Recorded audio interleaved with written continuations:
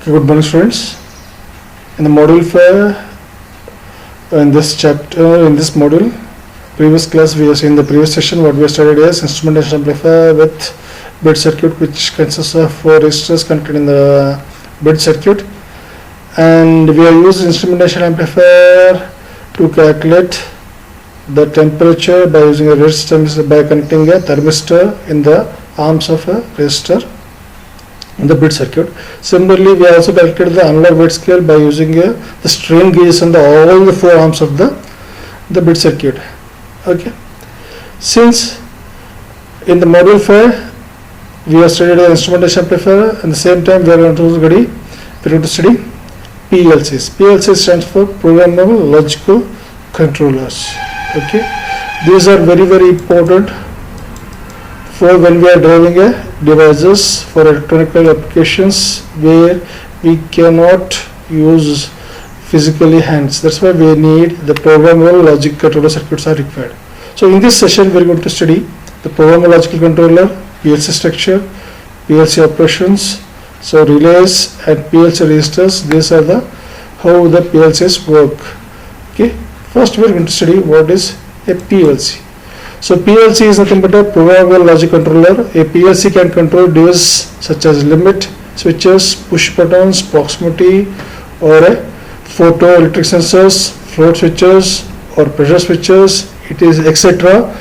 to provide the incoming control signal into the unit. So we have to provide an electronic signal from input to the output. So which is actually connected between the input as well as output. At the same time, it has to drive the electronic devices as well as switch on the switch. Switch to the functioning of the switches. The incoming control signal is called as input. These control signals or input interact with the instructions specified in the user program, telling the PLC how to react to the incoming signals. Similarly, the user program also directs the PLC to on how to control field devices such as motor, starters, pilot lamps, solenoids.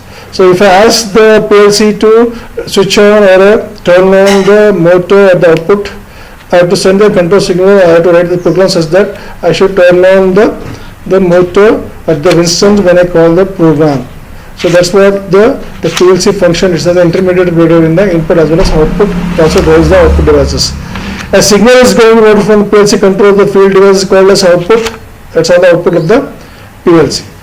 Similarly, you can see here it's a PLC structure as shown in the figure. The PLC mainly consists of CPU, okay, memory area, and appropriate circuits to receive and input and output data as shown in the figure. Input as well as output circuits to divide as shown in the figure. A PLC can be considered as a box full of hundreds of thousands of separate relays, counters, timers, and data storage locations. These internal relays are simulated through the bit locations in the registers. So external CPU as well as external memory where we are going to store our program, and according to this memory I can store the input address as well as output address where I have to drive the output input as well as output address, different counters as well as I can use those counters to calculate the number of timers such as that this is the functions. So PLC structure, the PLC structure consists of the following as we see in here. Input relays. The input relays, these are connected to the outside world. They are physically exist and they receive the signals from the switches, sensors as well as different external devices. Typically they are not read but they are transistors. That's what we call as input relays. They are going to read the wires from the input to the PLC. So next one, intermediate relay. These do not receive signal from the outside world nor do they physically exist. They are simulated relays and are what enables PLC to eliminate the external relays. There are also some special relays that are dedicated to perform only one task. So some are always on while some of them are always off, okay, while doing the normal function. Similarly, some are on only during the power on and they are physically used for the initializing data that are used for storing the value of the corresponding work. Similarly, counters, these again physically they do not exist. They are present in the internal structure of the PLC. They are simulated counters written by the program and they can be programmed to count the pulses. Typically these counters can be up counter or down counter or both. They can function as a both. Since they are simulated, they are limited in their counting speed. They depending upon speed, depending upon the speed, they are limited. Timers. These also do not physically exist. They are done by the programmer, that is done by the user, depending upon the requirement of the user. We are going to write the program such that timers are designed. They come in many varieties, increments, the most common type of on and on delay types. Okay, and the other includes off delay, both retentive and non-retentive types of increments vary from 1 milliseconds to 1 seconds, what we have studied in the other structures. Next, output relays. These are connected to outside world. They are going to connect them and they are going to be used for the driving or the external devices. So these exist physically and send on and off signals to solenoid to turn on or turn off, or to turn on the motor, to turn off the motor, or to turn on the temperature, to turn on the sensors, depending upon the requirement of the program written by the user. They can be thermistors, they can be transistor, relays, or triacs, depending upon the requirement of the program or depending requirement of the user. They are selected. Next one, data storage. Typically, there are registers assigned simply to store the data. They are usually stored as a temporary storage for math and mathematical applications and data applications that are used for the programming, they can be used here, and they are stored in this memory location and they are used for the data manipulation. They can also be used for data store in case of power failure, in case sudden changes in the flow, whatever the data that has been used here, that can be stored in this memory location, that can be reused for when the power on, switched on, they can be reused for the further operation of the circuit.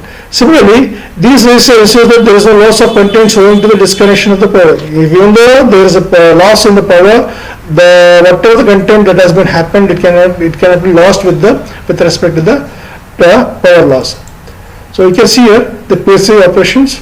A PLC works by a continuous scanning program. This scan cycle can be considered as made up of 3 important stages as shown in the figure. 3 stages: check input status, execute program, and update output status.